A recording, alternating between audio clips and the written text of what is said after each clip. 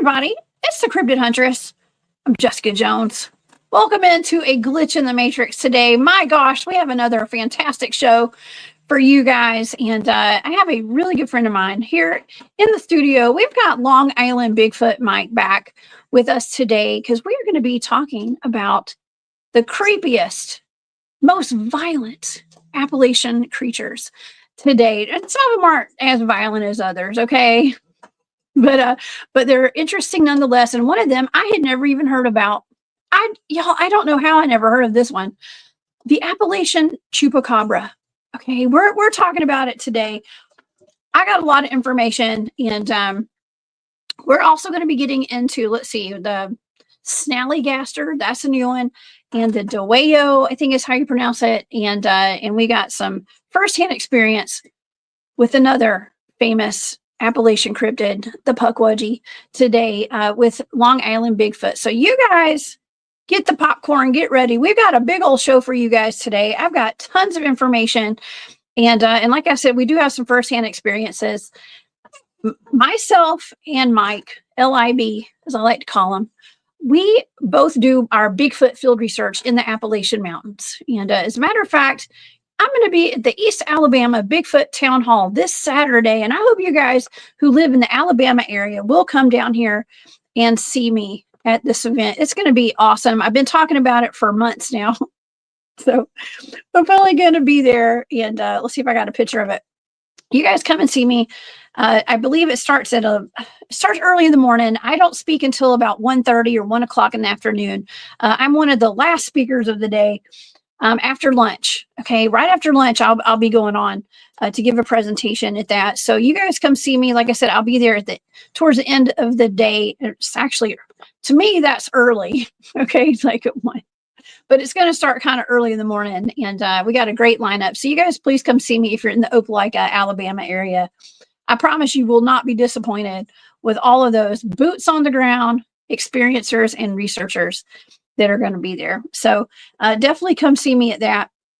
And also, if you guys would like to follow along with all of my shows and get some updates on whatever I'm doing, go to thecryptidhuntress.com. I've got a whole archive of all my shows there. So thecryptidhuntress.com. Also, if you guys would like to support my work, you can go to my Patreon. It's the Cryptid Huntress. Shout out to all my Patreon members. You guys are the best. And I also have a shop. It's called War Woman Goods. Okay, so let's get this show started, shall we? All right, so on this one, I've already kind of given you guys a rundown, but we're going to be exploring some of the most terrifying creatures of the Appalachian Mountains, including the Appalachia. Okay, I always get corrected on how I'm pronouncing that.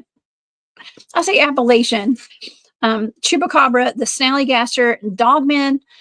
And we have boots on the ground, cryptid field researcher, Long Island Bigfoot here, and to talk about his firsthand experience in the real world of cryptids in the Appalachians. He's up north, I'm down south. Y'all know by our dialects and the way we talk, we're not from the same area. And I eat tater logs and chicken fingers. And in Long Island Bigfoot is all brand new to that. So please help me welcome to the show our good friend, Mr. Long Island Bigfoot Mike. Hey, Mike. What's up? Uh-oh, you're muted. Yeah, my bad. Because I laugh a lot, so I mute myself. We have fun, obviously. But yeah, we do. Yeah. Our dialects definitely are a little different there, for sure.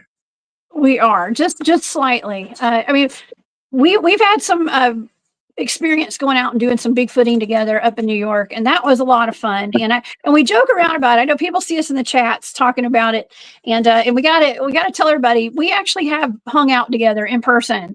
Yeah. And I think that you were having trouble understanding what I was saying to you at some point. Yeah. Because of my accent. Okay. Yeah. And I have lived in Georgia too, and I did have the same trouble back then too. Actually, like when I was in the Army, I'd have some of my buddies or even the sergeants. They'd be like saying something, and I would just be so confused. People would start moving and doing stuff, and I would just be standing there like, what, what did he say? You know? Oh my gosh, it's like a whole other language. Okay, it is sometimes, but we just had a really good time hanging out together. And Cat Chaser, thank you for Definitely. that super sticker. I appreciate that very much. But yeah, we've talked about Appalachian cryptids before, and I Mm. think we had mentioned. I think you said, "Well, I didn't even know I was in the Appalachians." Yeah, I did. I At did. some Yeah. point, right? Yeah, well, it stretches so far that there was I do a lot of work up in the Catskills, as you know, like, Long Island Bigfoot was just like where it started. That's just kind of what I named it, but I branched off almost immediately, into the mountains, and I actually lived up there for quite a while, and up near Woodstock for about a year, and I did a lot during that year, and that was, I guess, like the COVID year, and my channel kind of grew quite a bit during that time because nobody was really going outside, and I was going everywhere. And then, but yeah, there's these spots where I guess the Appalachian Trail. I mean, I was literally on it and didn't even really notice. I didn't realize. And I'm not one for maps necessarily, or kind of looking up popular places or this or that. I kind of just go. I like to explore and see what I could see, and that's kind of how I had that Puckwudgie experience in the first place. But we'll get into that later, I guess.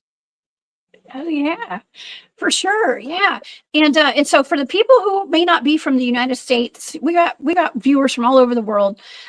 Mike is from New York, up at the very top of that map, and I live in Georgia. He's up in the green part. I'm down in the blue part, Mm. down there, and that's where we do our research, are in these areas right here. So actually, Mike does most of his research on Long Island, which is, you can't really even see it on that map right there.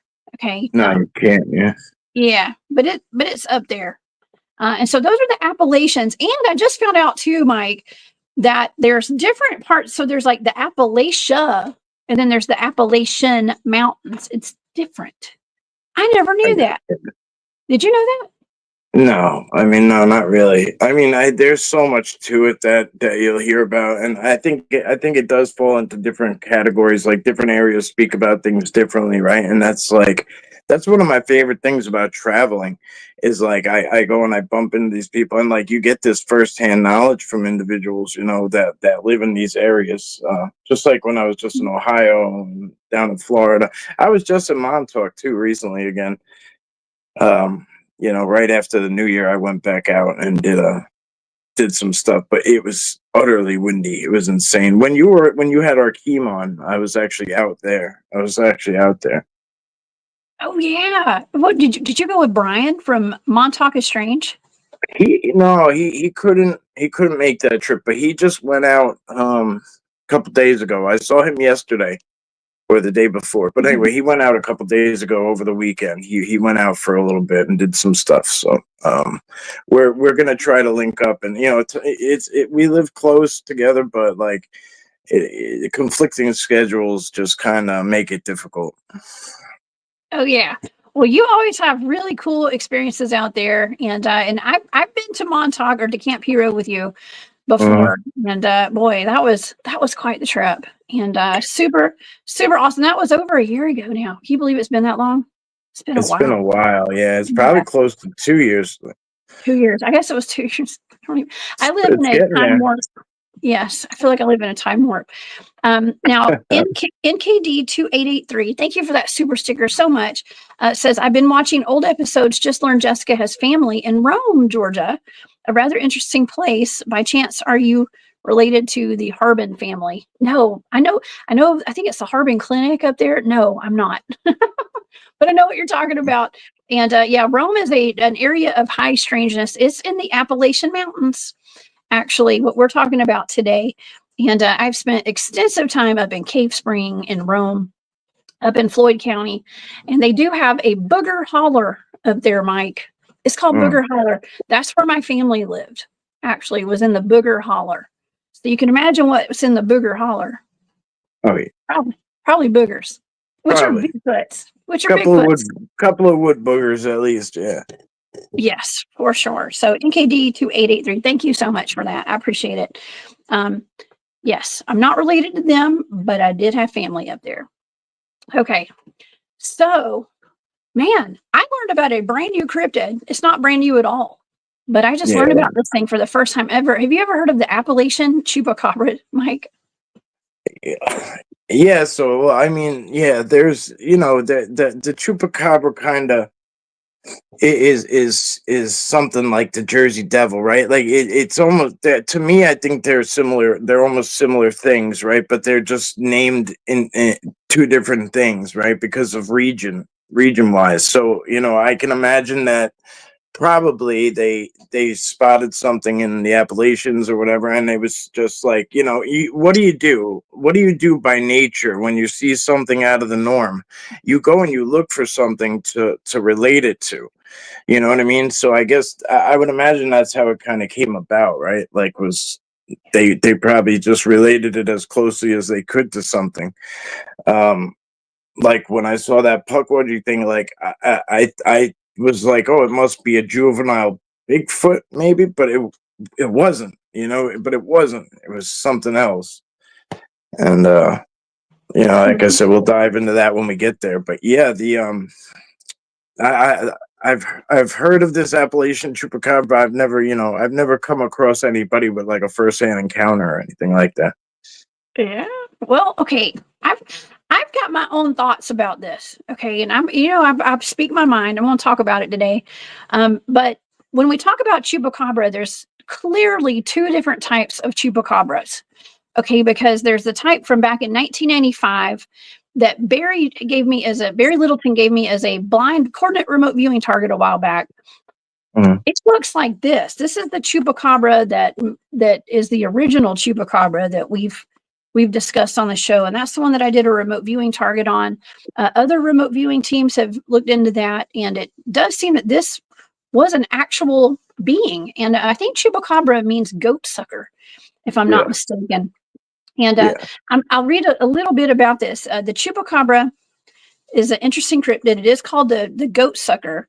They were first reported back in 1995 in Puerto Rico. These blood-sucking creatures were blamed for attacks on goat, sheep, and other domesticated animals. The bodies of the animals were uneaten but completely drained of blood. The chupacabras were described as bipedal, large reptilian kangaroos with large red eyes. Okay, now that just sounds wild. And I do remember doing this remote viewing target and telling Barry, when I got done with it, I said, I'm all over the place with this data. I was like, it's a reptile, but it's also a mammal. Is what I told him. Whatever this is, that's a reptile and a mammal. It doesn't make sense. And it turns out that's exactly what this thing was supposed to be. Some kind of a chimera that was created in a lab in Puerto Rico, and they had a hurricane and they escaped. That's the word. But it looked like this. And they said that the goats, the livestock around Puerto Rico was being unalived and drained of all of its blood, all of their blood. That's the thing. They were finding it with no blood and no trace of blood. Like that's the most amazing part to me. You know what I mean? Is that, to find something that has no blood left, you know what I mean? That's not like conducive of many kills, many predators that do kills, Yes. Right. And well, okay, so these are some more, just like artists' renderings of what the chupacabra looked like. I mean, it's got those digigrade legs, like Dogmen have and stuff. And so this is the chupacabra that as I know it. And then there's also another chupacabra that it's been kind of more prevalent down in like South America. They talk about this other type, and it looks like a dog. And but they both have these spikes. They look like porcupine spikes or quills on the backs of their spines. Yeah, just like this. Let's see if I can find this is actually what the Appalachian Chupacabra was said to look like right here. Okay, that's the first thing that I found. But then as I started digging deeper into it, I found out that actually a lot of the reports, they look like this. This is where I say it kind of reminds me of like the Jersey Devil is these types right here. Now, again, you get so many variations. You have some people who say it has wings, and some people who say this and that, but that's to me, that's my image of like the last one you just shown is kind of the image I have of what it is. Yes. Okay. Barry, hey, Barry. Barry's in the chat. He says, I think the dog looking chupacabras are really thylacines, which are Tasmanian tigers. And they could be, but people, people in the Appalachians have reported hyenas. Okay. And I actually did a show. I believe that Mr. E from Cryptids of the Corn came on, and we talked about Appalachian hyena dogmen and Appalachian hyenas and Appalachian hyena dogmen, I think. And so we talked about the possibility of there being hyenas in the Appalachians because they have been reported. And there's a good probability of that. And a lot of the guys, you yourself have had dogman interactions up in New York, in the Appalachians. And a lot of times they are hyena type dogmen. Okay, so pretty much everything is possible. Anything is possible at this point. And they could be those thylacines for sure. It looked like the ones I saw looked like Little Red Riding Hood, like the storybook, like that. It was so damn similar. Whatever I remember you drafted up an AI picture for the show or whatever, and it was like identical. It was just like spot on, which was just freaky. Oh yeah, I did. That's not the picture right there. I just showed that. That's actually the Dwayyo or Dwayyo. I think is how you pronounce it. Dwayyo, yeah, the Dwayyo goes into a whole nother story. You know what I mean? Like that. There's a couple different ways, right, that folklore goes. But they're pretty much arch nemesis of the Snallygaster. We're going to talk about that today. I'm so glad you brought that up. I'm so glad. Wait. Yeah, because apparently the Dewayo is the only thing that can kill the Snallygaster. Otherwise, you can't kill one. But in some folklore, it's almost said that the Snallygaster eggs will breed the Dewayo, which is odd. That doesn't make any sense. I hear you yelling. I'm just saying, But like I said, anything's possible. Anything's possible. Yeah. We're talking about creatures that aren't supposed to exist. So there you go. There's that. For sure. And I never even heard. I have never. Okay, let's go back. Okay, let's go one at a time, because let's go back to the Appalachian Chupacabra first, and then we're going to go into Snallygaster, which, by the way, was hunted by Teddy Roosevelt. Okay. Oh yeah. I was just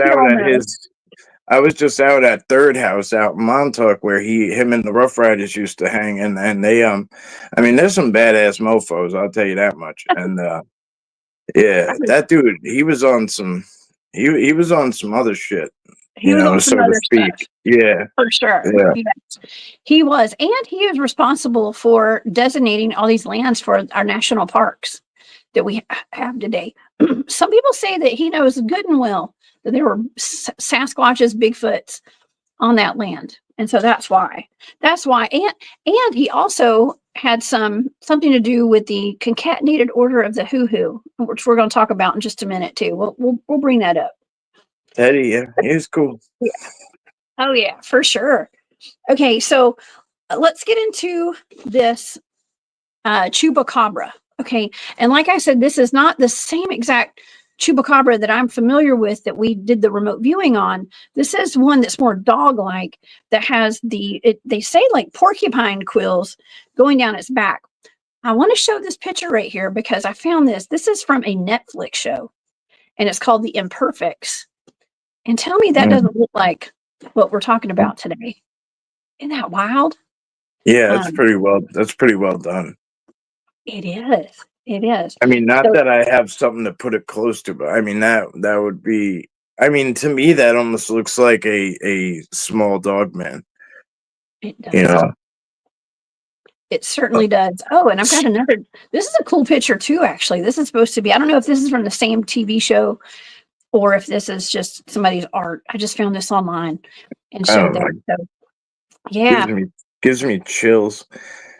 You know, Is it? it almost you know the shit. What's the dog? I forget where they hail from. There's two different places they hail from, but they're considered ridgebacks. Uh, Rhodesian.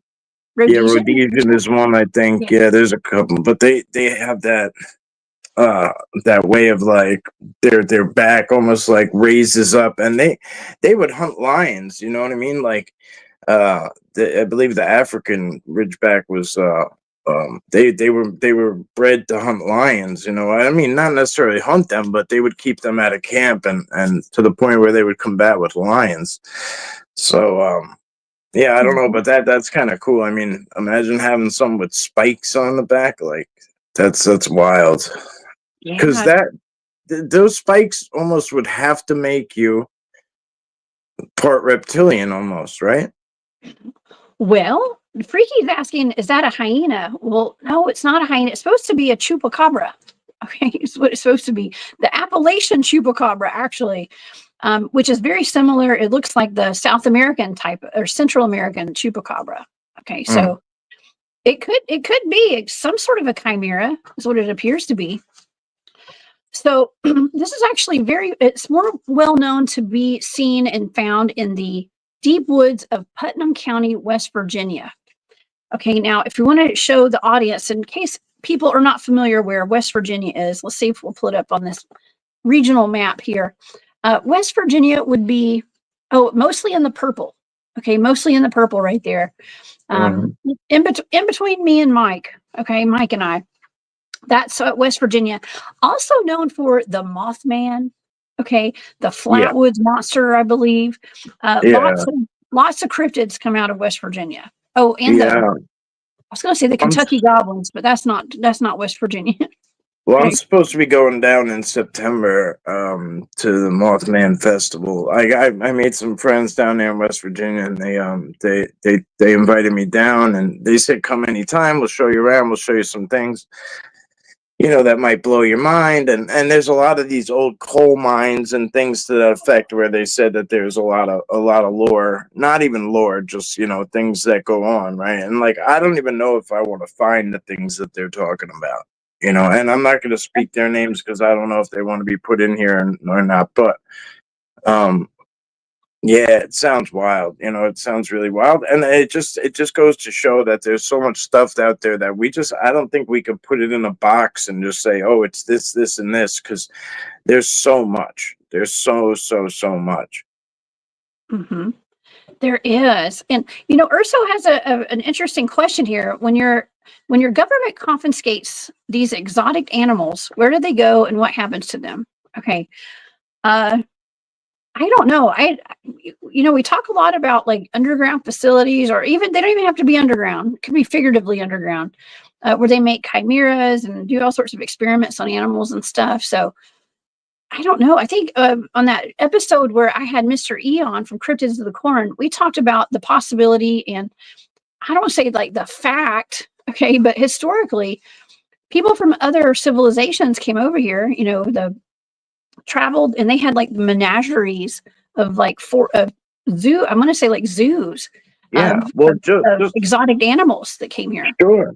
Just for instance, right? Joe Exotic. Everybody knows that story, right? My favorite. Tiger King. I just, Now, then, when they finally did come into that location and take those tigers, there was, I believe, 187 of them or something to that effect. They relocated, and they tell you where they relocated them in Colorado to this preserve, right? This big tiger preserve, right? Whatever. And there was about 100 tigers missing, and they don't tell you when, where they went or what happens. And I mean, you could search up, left, down, right, and try to figure it out, but it's left out. You know what I mean? It's left out. It's just a whatever, up in the air. So what did they do with those? And did they go and bring them into a lab somewhere? And you know what I mean? Did they, I don't know. Who knows? I don't know. I'm not saying it has to be that extreme. You know what I mean? Maybe it's something of a lesser evil, but could be. Mike says it's an anomaly. There's only one. Okay. You know what I've been finding with a lot of these, even the remote viewing data and stuff, I mean, and the eyewitness reports, I think there's a whole bunch of these things like Bigfoot. There's just like the Jersey Devil, there's actually not just one, there's a whole bunch of them.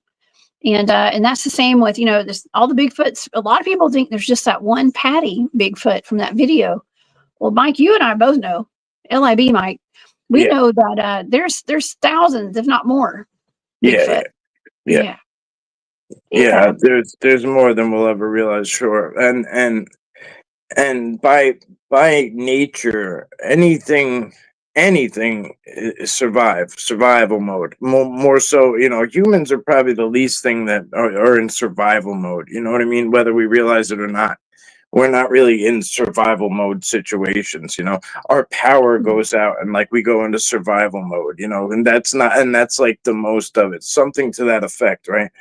And but these animals and different things, imagine a cryptid, even if it is a lone, like Mike was saying, it's an anomaly, it's only one.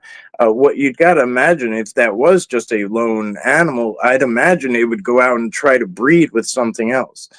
You know what I mean? Even if there was no more of it, it would probably go out and try to breed with something else, and then who knows what that creates, right? If it goes out and breeds with a goat, let's just say, does it create a goat? Or does it create, you know, that thing now with horns? And you know what I mean? No, I don't know. I don't know. I don't have that answer, but I'm just saying.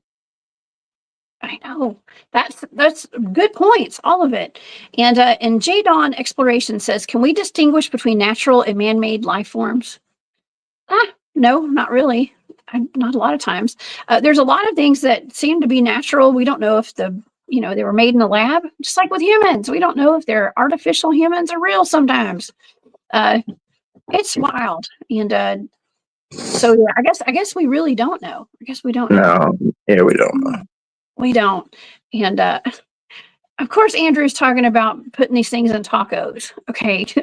Okay. Thanks, Andrew, for that. We always bring up food at some point. And yes, we don't want to eat chupacabras, y'all. Okay. They're probably endangered. I'm just saying. Probably not a whole bunch of them. But Chupacabra burritos. Yes, burritos. I joke around about being a Dogman or a Bigfoot burrito when I'm out in the woods. Okay. Yeah, so I mean, it is pretty funny though, because it's exactly what you are if you do put yourself in that scenario. It's for anyone that's never done that, even if you don't even believe that there's something like that out there, if you've ever not exposed yourself in a hammock overnight, it is a sketchy situation. You know, like it's just you're exposed, like you're literally sitting up, you know, whatever it is, 4 feet in the air, tied between trees, and you're exposed. So yeah, if a bear decides to come along and just start playing pick pack paddywhack with your hammock, you know, it's you're in there, you know. Yeah, for sure. Yeah, you're going to end up being a tasty treat or an appetizer for sure. So I always know there's that danger out there, but I do it anyways. Okay, well let's talk about the characteristics of these Appalachian Chupacabras. Okay, so I actually did a really cool AI picture for the thumbnail, and I forgot to pull it up. So if you guys want to just go hit the back button and look at the thumbnail. And that's a good picture here, but I'll pull this up while we talk about it. Okay, so this is similar to what the AI art looks like, but it says that they have a variety of features. First, they have a hedgehog-like spine, a row of spines running down its back. Its mouth has large fangs on its top jaw and 2 on the bottom jaw, 2 large fangs on the bottom. But the top ones seem to do the skin puncturing jab. Okay, their claws seem to be irregularly large, having 3 toes with raptor-like talons. They also have a long pig-like snout and pointed ears. Okay, so it sounds okay. This is wild because this is not the only creature in the Appalachians that has those porcupine quills. Okay, like what we're talking about. The Puckwudgies seem to have those too, right? We're going to talk about those in a little bit. Yeah. But that's what it looks like, and it just like this Netflix show right here. Okay, this creature in the Netflix show, it looks like a mangy dog to me too, like a mangy animal. I did one. I think I did pull up a picture to show. Let's see if I have it on here. Maybe I didn't get it on here. It didn't upload. Oh, gosh, a lot of times my pictures don't always upload. But I had a picture I was going to compare these two, and I don't have it here. But if you guys go and do some research on what a mangy bear, a bear with mange, looks like, it looks a lot like what this right here could look like.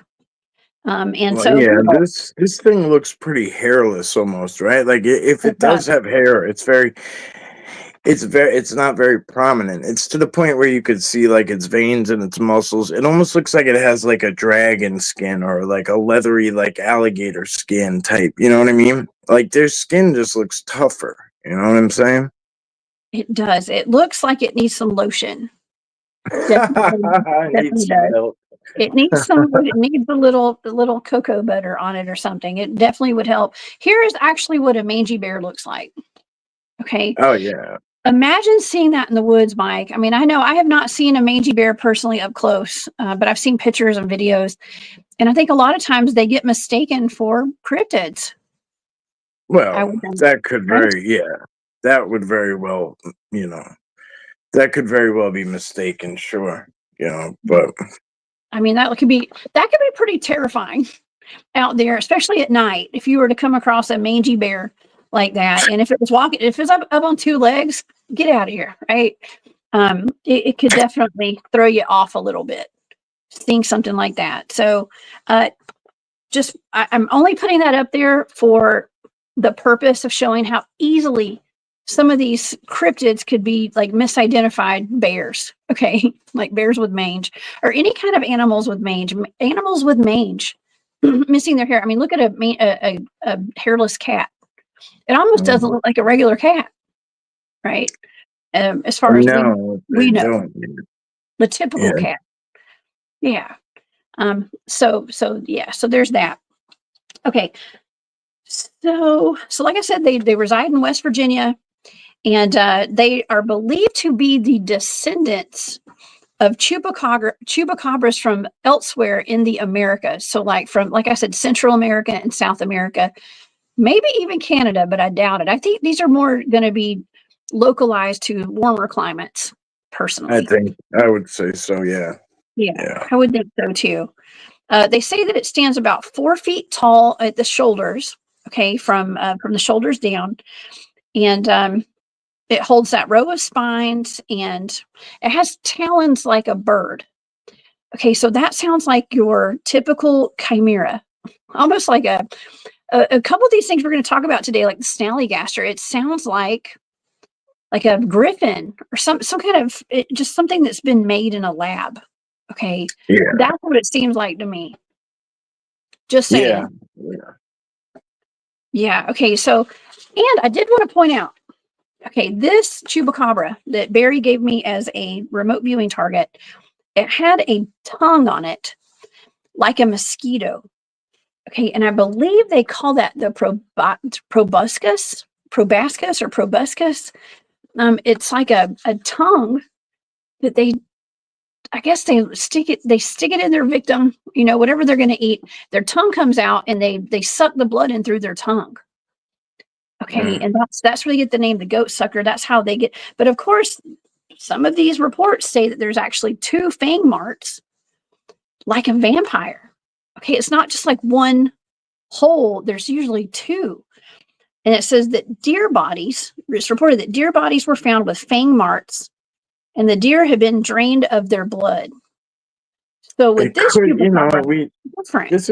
this is where my brain says things like, like it could be doing something like if it has like claws, like or long nails, like it could be like taking its fingers and pressing the skin, right, and then like sticking its tongue in and going like that just to pinch the skin, so it could be fangs, right? Or it could be like, I try to think outside the box on a lot of these different things like that, you know what I mean?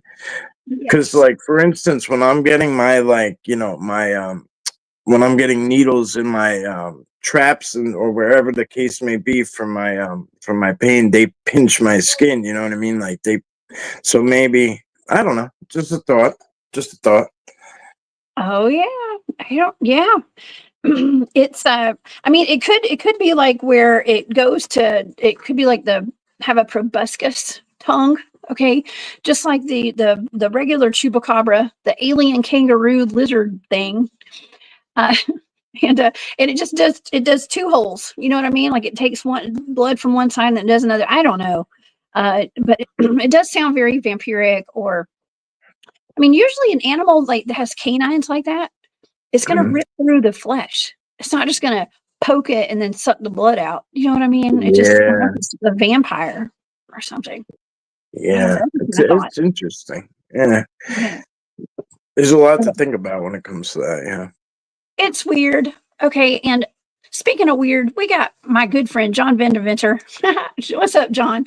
John's in the chat, y'all. And y'all please always go support relicsbooks.com. And John, I'm so glad to see you're feeling better. Yeah. For sure. And that you're in here. And Barry says Jessica had dinosaur DNA in her data on the chupacabra. I did. Mhm. I actually have my data right here. I pulled it up on my it's on my Patreon, and I was kind of looking over it, and I just can't get over the fact that it was so on point with the data and what was said to have occurred with the chupacabra through other remote viewers like John Vivinco.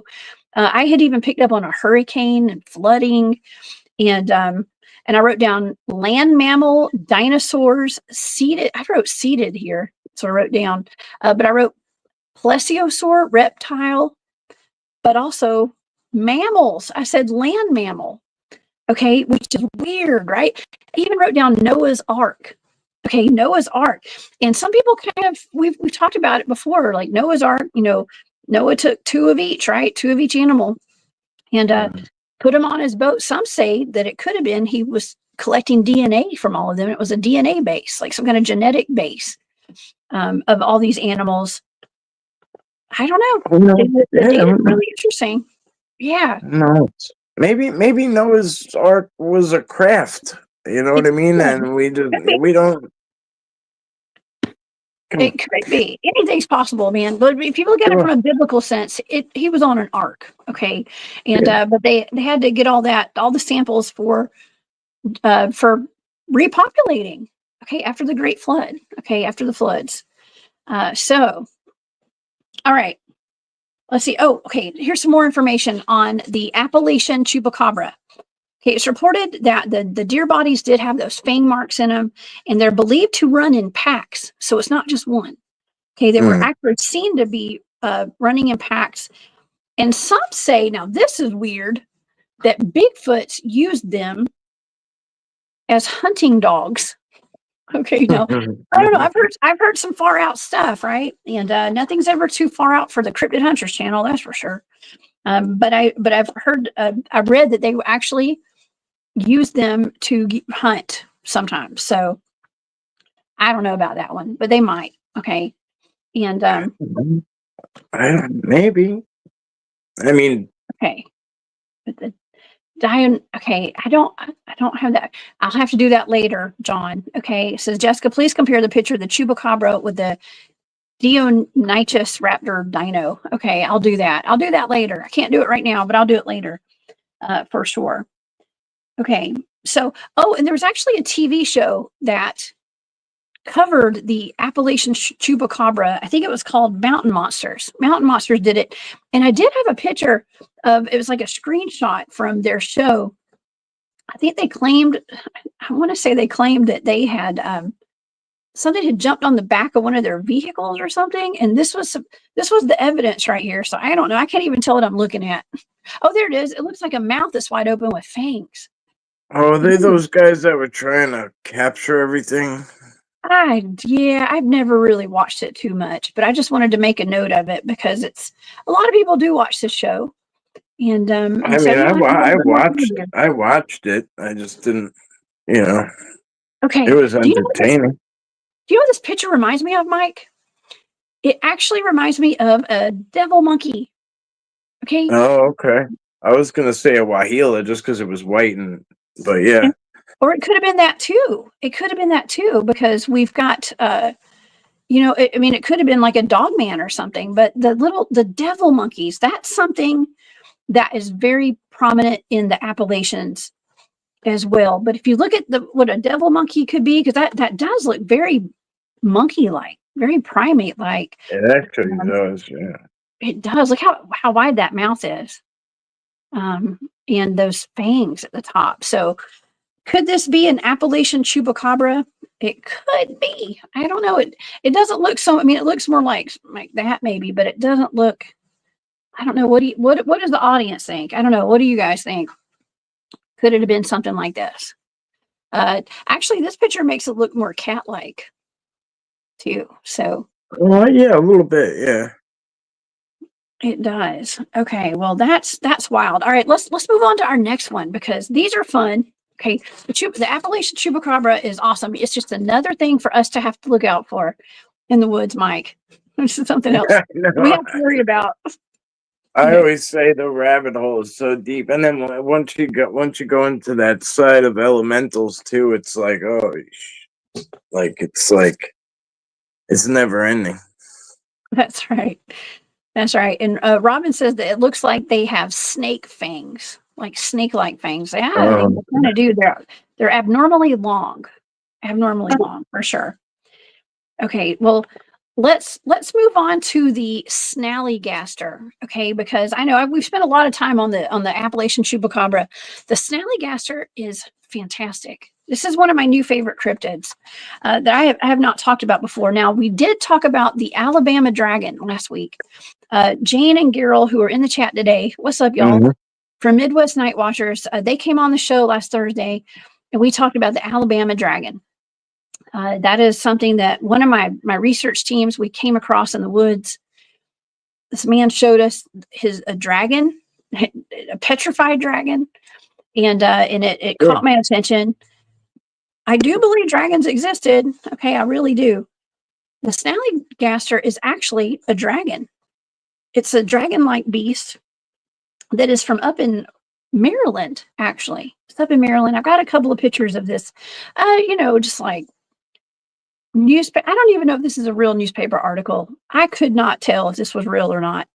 But we've got this and some artist renderings of what it would look like, which it is definitely a chimera of some sort.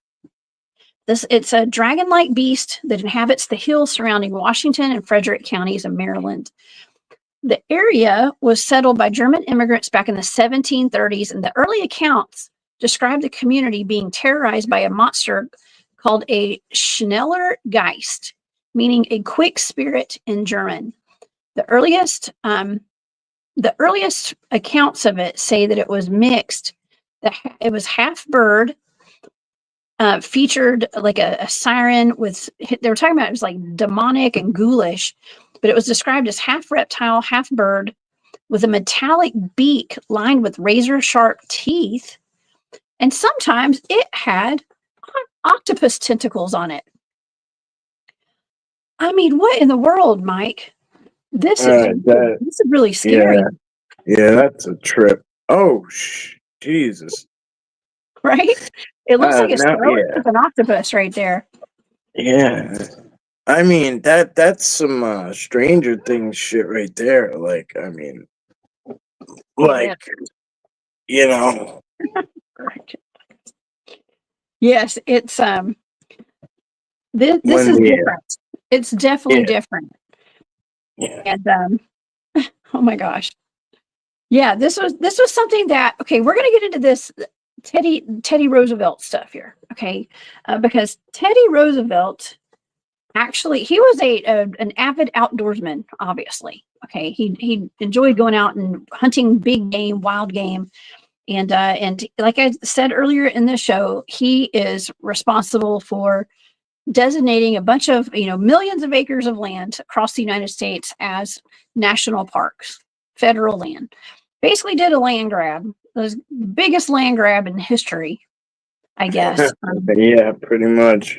Yeah, I mean, I guess it's a good thing because it designated land to be protected, but also, um, we've got underground bases, we've got people going missing out of all these national parks. Everyone is familiar with this lovely Yeah. map that we have here of the missing 411 clusters. Those are all over national parks. Okay, national parks across the United States, places where there's tons of Bigfoot activity and where you and I, Mike, do a lot of our Bigfoot research out Yeah. there. But okay, so there's the Smithsonian even has its hand in this. Okay, in the Yeah, Snallygaster. of course. Of Yeah. course they do. Well, the thing I was just saying, I was thinking to myself when I saw the picture with the tentacles, was you said octopus, and I'm thinking maybe it's while it is winged, maybe it's something that kind of can submerge as well. You know what I mean? Maybe it's something like part plesiosaur, part dragon, right? You know what I mean? Like perhaps it feeds underwater, like on fish and this, things to that effect. But it can also take flight. I don't know. I've never seen one. So I don't know. But Well, it does eat humans. Okay, it says it's described as, I already said this, it's half reptile, half bird, metallic beak with sharp teeth, with octopus-like tentacles. Now, all of the accounts they don't say that there's, octopus tentacles on it. But the earliest stories claim that it sucked the bloods of its victims, much like the Appalachian Chupacabra. Seven-pointed stars kept the Snallygaster at bay. So you can still see seven-pointed stars painted on local barns. Do you know what's really odd about that? I believe Arkeem came on the show and we talked about, I want to say seven-pointed stars. Those nautical stars, I don't know if that's the same thing, are indicators of places where there are stargates. yeah, he's showing some spots. Yeah, Are we connecting dots here? yeah, maybe Yeah, so.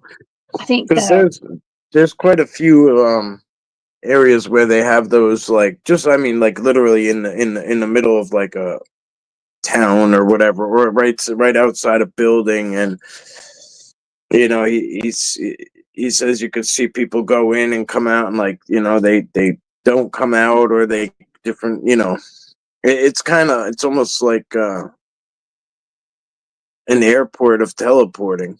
You know what I mean? And those are the ways, that's just like a symbol that some people know about, that most of us don't. That's wild. And so people painted those on their barns to keep them away from taking their livestock and them for humans too. It says that in the 19th century, they were okay. This is really terrible, and I hate to report this, but it's in a lot of the documentation that I found on the Snallygaster. They actually would, I guess that like the stories came out, said that in the 19th century, the legend was resurrected to scare freed slaves. Gosh, that's horrible.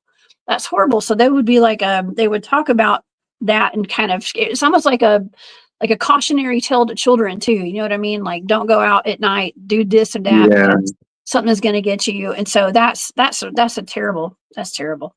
Yeah. But newspaper accounts said that a beast with enormous wings, a long pointed bill, claws like steel hooks, and an eye in the center of its forehead was described making screeches like a locomotive whistle. Okay. Okay. So it sounded like a train coming through. I guess back then that's really all they had to compare the noise to, right? They didn't have a whole lot of other, technology or anything to compare the noise to. So it sounded like a train horn coming out there. So, wow. So there was a huge deal of publicity surrounding this Snallygaster, and President Theodore Roosevelt reportedly considered postponing an African safari to hunt the beast. Okay, and the Smithsonian Institute offered a reward for the hide. So if anybody could get one of these things, if they could take the hide, skin it, that means like skinning it, right? So You know what it kind of get the skin reminds of it. me of? You said griffins earlier, and it kind of reminds me of Lord of the Rings. Like that kind of looks like a griffin, but it also some of the stuff we're describing kind of reminds me of like the Dark Riders, the guys who had those the darker winged ones. Like I don't remember where they were from. I don't remember. Not Gondor. I don't know, whatever. But the Dark Riders, the guys, those 7 of the ones that were after the ring, whatever they were flying on. Yeah, I don't know my movies, but I have seen I have seen the movie though. But I have no idea. I'm the wrong person to ask. Oh yeah, Elena's gonna smack me for this because I should know, but I'm like I just I'm drawing a blank. Anyway, yeah. It just kind of came to mind. Yeah, we've got Dario from Italy's in the chat. What's up, Dario? Thank you for being here. Good afternoon. Good evening.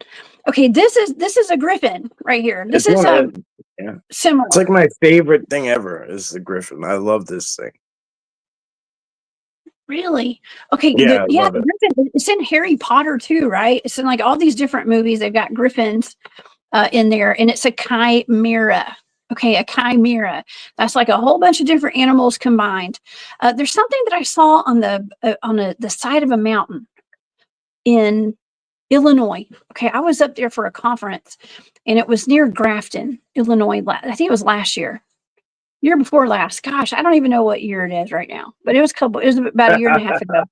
Okay, and I was there, and there's something called the Piasa bird in near Grafton, Illinois, and it had like the body of a lion, it had the wings of a bird and the face of a man. I think it was a human. It was really, really odd.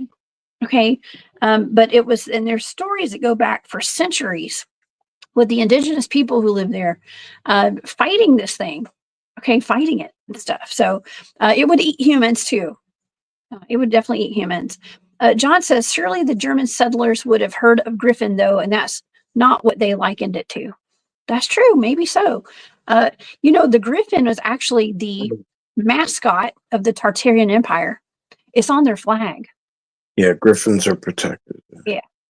Yes. They are protected. Oh, Bigfoot Dwarf said it. Tartaria. There you go. Thank you, Bigfoot Dwarf. You and I are on the same frequency.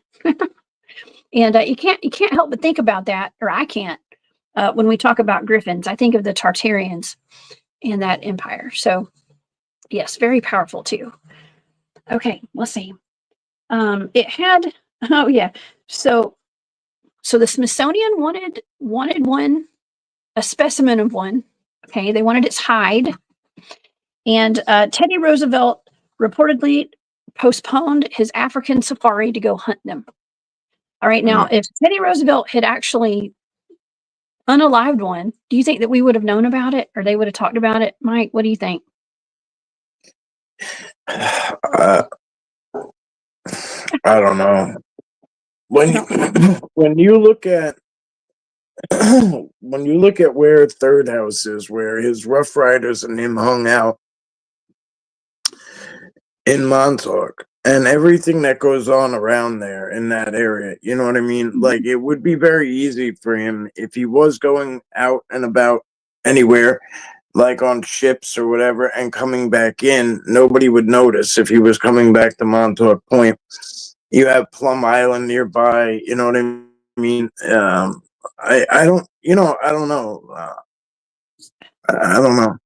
There's a lot there, you know. You even have this story of him when he was in camp. He was camping somewhere with people, with one other guy, and something tore apart their camp, and the story got lost along the way. But it really did sound very Bigfootish for a minute there, and then every time I go back and find that story, it seems like there's a little bit taken out, which gets a little frustrating, but.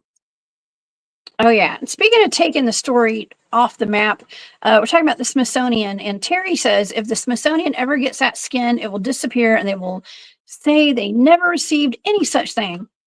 And that's probably true. That's probably true, and I think that's been the case with probably we don't even know how many things have been classified, Well, like, caught, classified, and then hidden from the public. yeah, I told you I went. I have a friend that works at the National Museum, the Museum of Natural History in New York. Yeah. And he worked his way up. I went to high school and he worked his way up, and now he is the person who is in charge of putting up all the displays and taking them down and whatever, and they have access to everything. And we went on this long hike one day, and we had a lot of discussions, and we can't bring anything forward, and he won't bring anything forward yet, but you're on to a lot with that, I'll tell you that much. But like, I mean, this guy needs his job, he loves his job, he doesn't want to lose his job. But I look forward to 20 years down the line when he retires, because we are going to pop the lid off some stuff. But it's a long waiting game, unfortunately. But yeah, hopefully he's still down to do it when when the time comes, because there's a lot of stuff down there, and there's a lot of stuff down there that we'll never see light. We'll never see light. I can believe that. I can, for sure. And so yeah, thank you for sharing that with us. Yeah, I'd want to keep my job too. And yeah, I bet he's got some good secrets he's got to keep too, I would assume.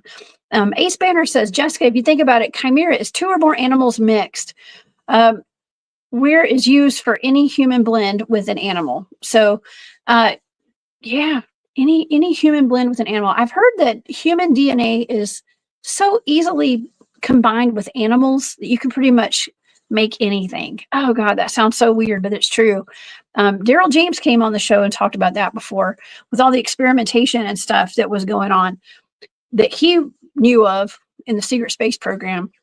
And also, one of my favorites here, Mr. Caleb J. Thank you for becoming a member of the Hunt Club. You're awesome. I appreciate that so much, Caleb. And thank you for being here. You need to come on my show too, Caleb. Okay, please. Okay. All right. So you had mentioned earlier, Mike, that the arch nemesis to the Snallygaster is the Dwayyo. Yeah. Okay. And the Dwayyo would be what I would consider to be like a Dogman. Yeah. Okay. What do you know about the Dwayyo? Have you had any encounters? No, not that I know of. No, I mean, I'm just going off, folklore and history, and I hate to call it folklore because it's not really. It's history. It's just categorized in a different spot. You know what I mean? Just like we have to call Bigfoot a cryptid. Like, it's not a cryptid to me. You know what I mean? I know it's there. Like, so it's a little frustrating. But no, the Dewayo, I mean, it's very similar to a Dogman. Some people say, though, it hatches from an egg, which is odd. I think that's kind of odd. But but this is apparently the only thing that can kill a Snallygaster. It's so odd. It's so weird that that's the only thing. And it doesn't look that big. Okay. It also doesn't look gigantic. But I don't know. I mean, the average Dogman is what, like 7 feet tall, I guess? Yeah. Yeah, I'd Something say like that. so. Okay. Off the data we have, yeah. Okay, so the Dewayo is supposed to be like a bipedal wolf, okay, which is basically like a Dogman to me. And they're mostly reported in West Middletown, Maryland. And they've also been reported in Wolfsville in Maryland. In Wolfsville, that's interesting. Wolfsville. I wonder if they got their name from this. Yeah, wouldn't that be something? So it says that it stood upright and it used its 4 legs like arms. It's covered in dark fur with a long bushy tail. and it's about 6 feet tall. So I was close. I said 7 feet. Okay, but it's actually about 6 feet tall. It says that it is the mortal enemy of the Snallygaster, and they had vicious encounters dating back to the early settlement of the Middletown Valley. The origin of the Dwayyo is thought to have come from the Pennsylvania Dutch. So it came from the Netherlands, I guess. It must have ridden over on a ship. I don't know. That's weird. But stories circulated of a wolf. It had its own compartment down in the second floor, maybe. Oh, I mean, Dracula made it over, so. It did. All those women with the caskets, right, that went to New Orleans, the casket girls. They must have just all come over together, I guess.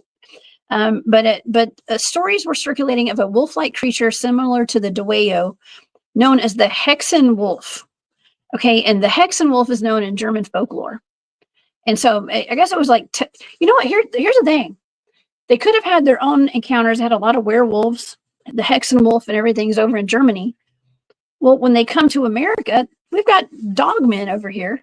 And so they just, related it to that. And, it became, oh, that's German. That's a German werewolf here in America or whatever. But we just had them always here.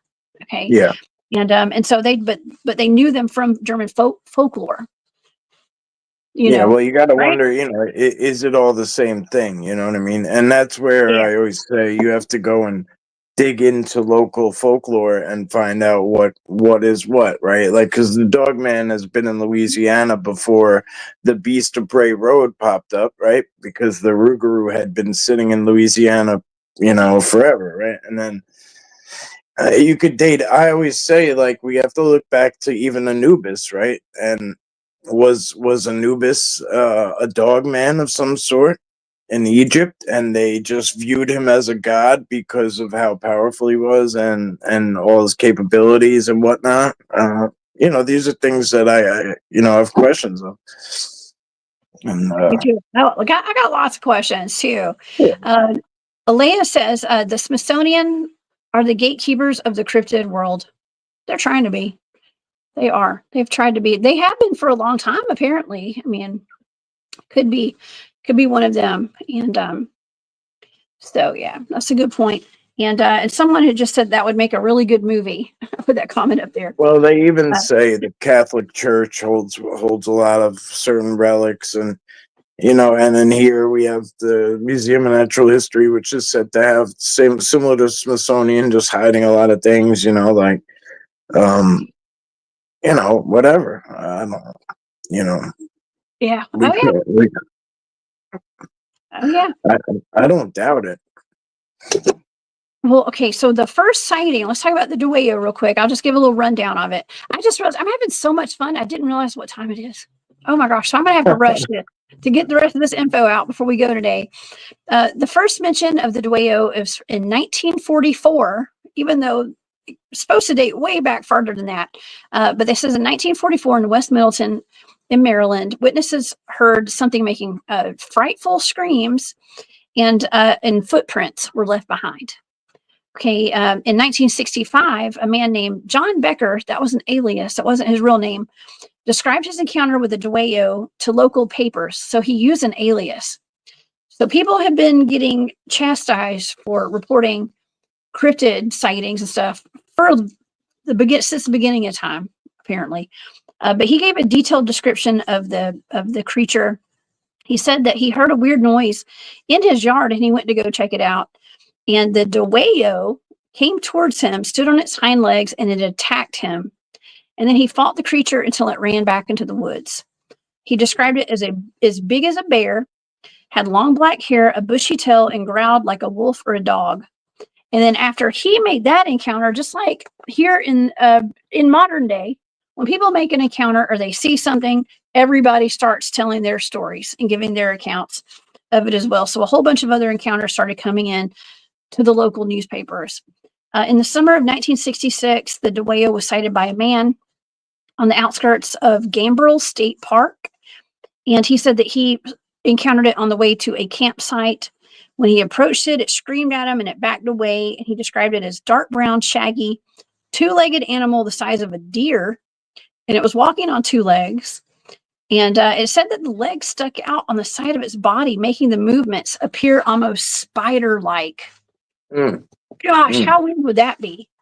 Yeah, I mean, I say that all the time. They move like spiders. Like, it's almost like they weave in and out of the brush without even making a sound or touching anything, Yeah, it's so weird. Well, and also Bigfoots have that spider crawl too. Could have been a Bigfoot that he saw. Yeah. That's one of the creepiest things ever, is that spider crawl that a Bigfoot's done. I've seen a video of it before. And it's I had somebody interview me on the spider crawl itself,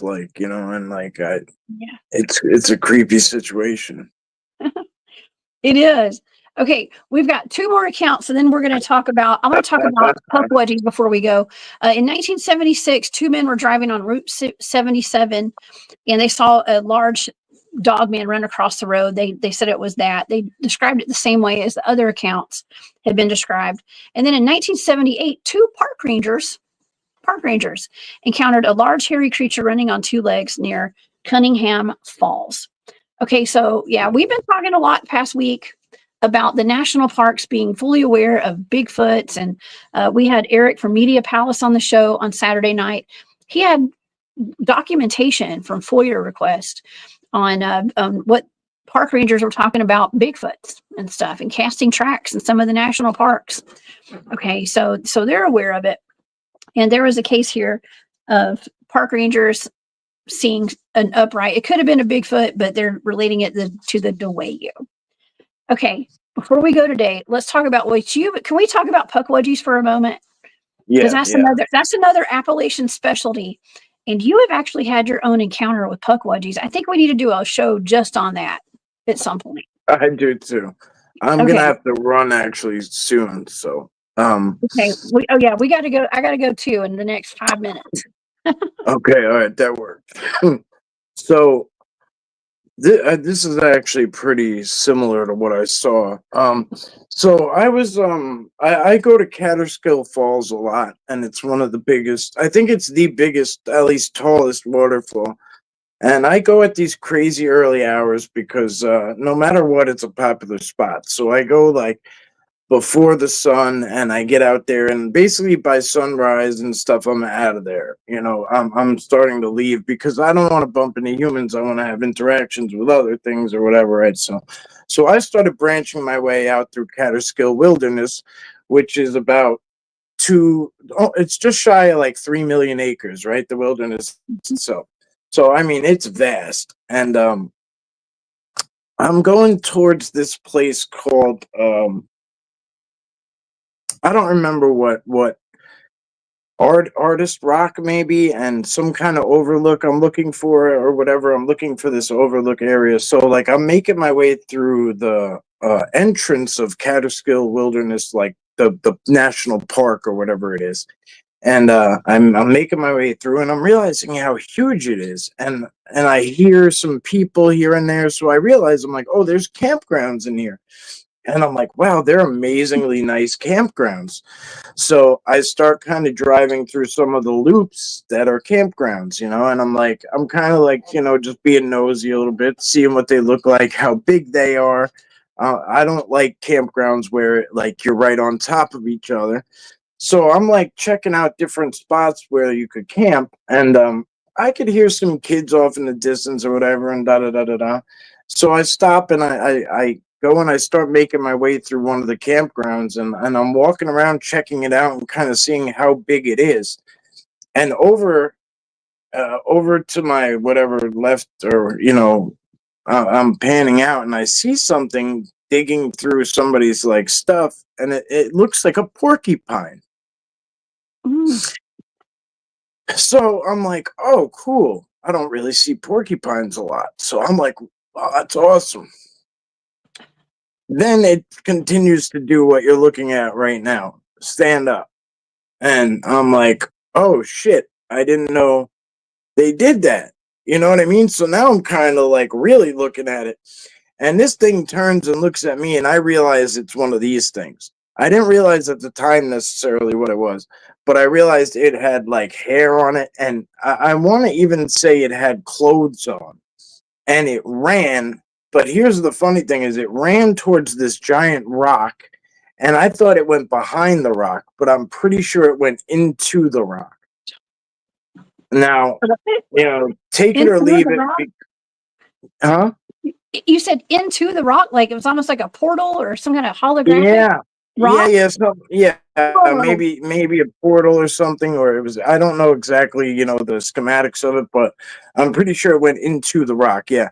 And when I had gone up later to that rock and kind of glanced at it, not too close, but I wanted to get a look at the side of it to see like if it was around the back or what or where it went, and it was not there.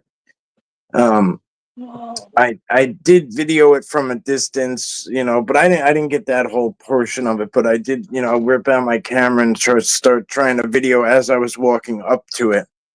And it was weird, man. It was a whole weird situation, but I believe that's what it was, a Puckwudgie encounter. But that's exactly what it looked like. And I've heard stories of these things, and people told me, oh, if you saw one, you're lucky because they can be very hostile. Even speaking their name can do something, and they're really, really like you said, we should probably have to do a whole show on them because there's like little tribes of them apparently, and they have weapons, and it's crazy. It's pretty crazy in depth.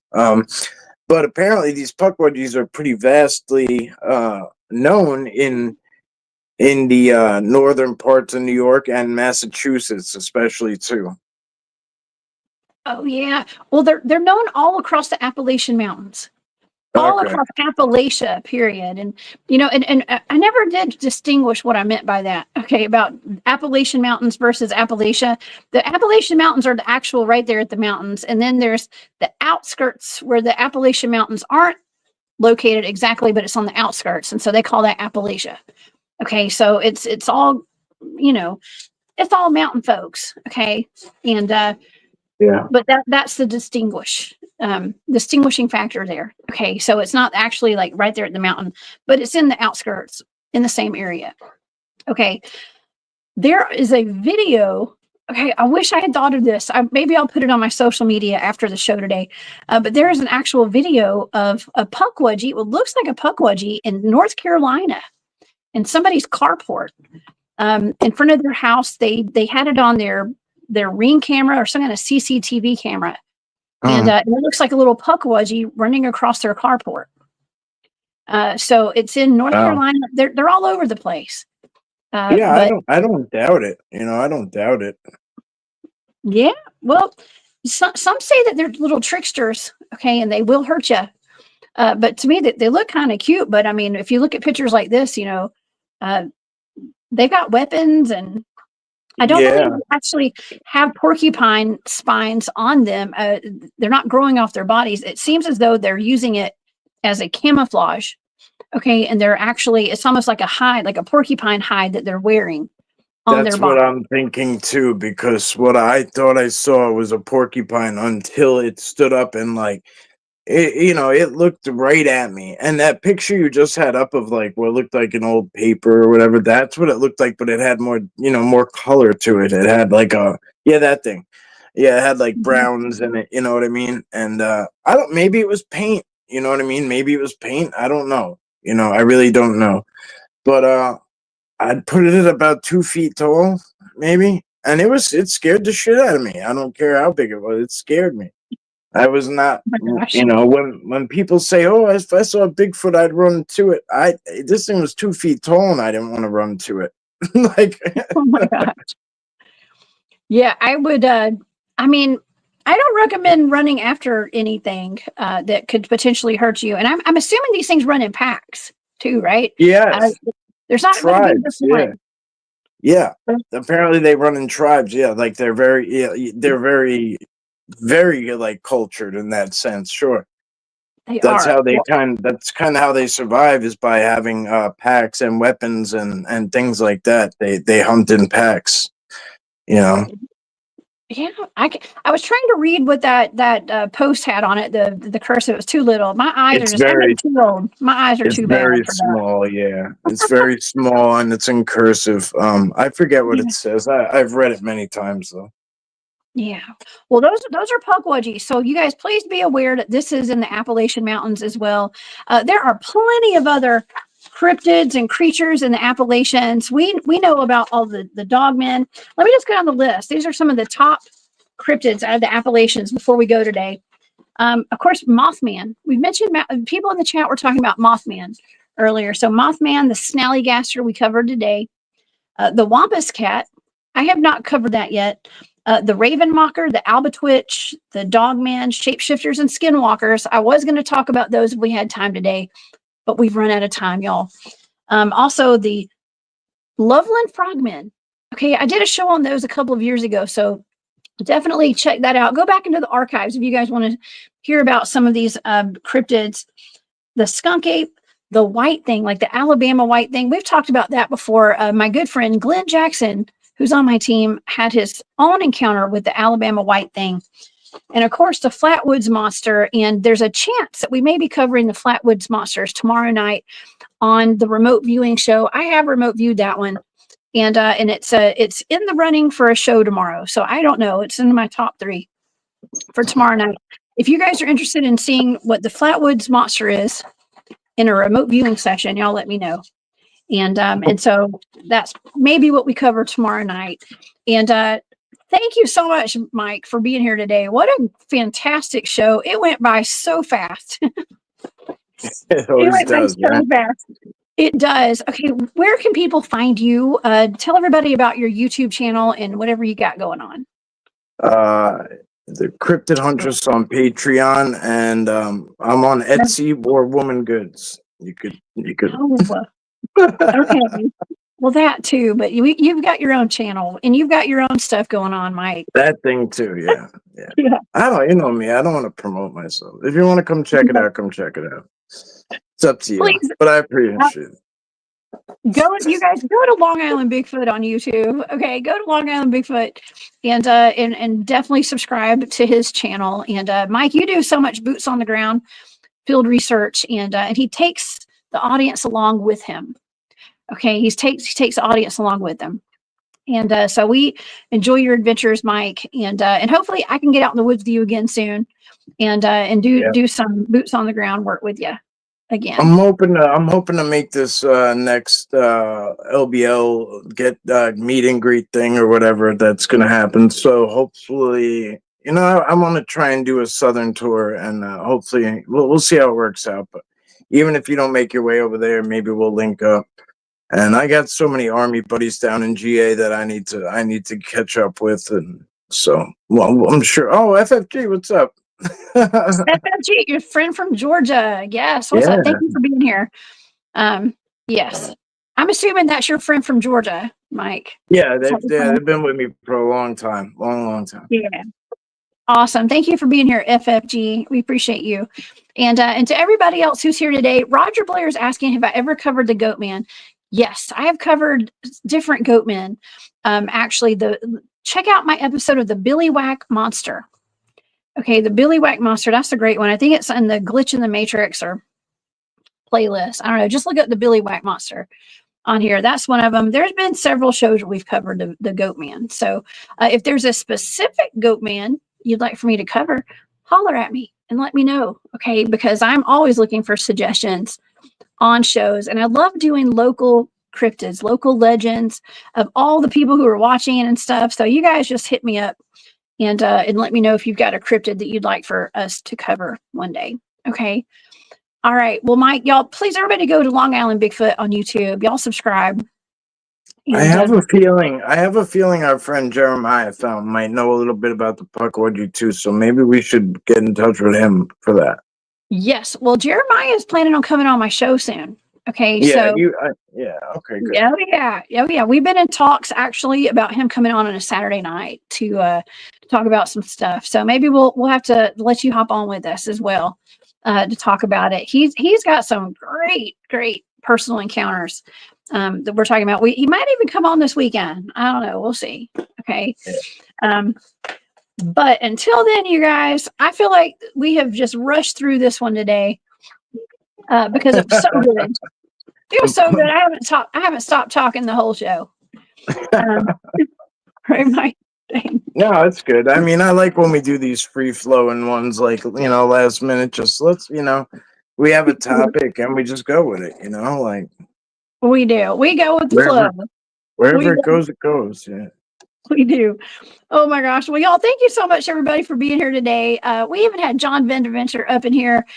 Caleb, thank you for becoming a member of the Hunt Club, and NKD2883 and Cat Chaser. Thank y'all so much for the super stickers today. All right. And if you guys want to become a member of the channel, just hit the join button on the main page on YouTube. You may have to go to your laptop or your desktop to be able to do that.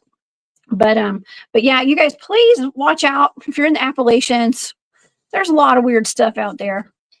So go and enjoy yourself, but please be careful. Stay safe out there. Keep your head on a swivel. You too, Mike. You be safe out there. Okay. All right. Thanks. And yeah, and you guys have a wonderful day. Come back and see me tomorrow night. I'll be back at 8 p.m. Eastern with a remote viewing show, and I will see y'all there. All right. Have a great day, everybody. Hey, kiddo. All right. Bye, y'all.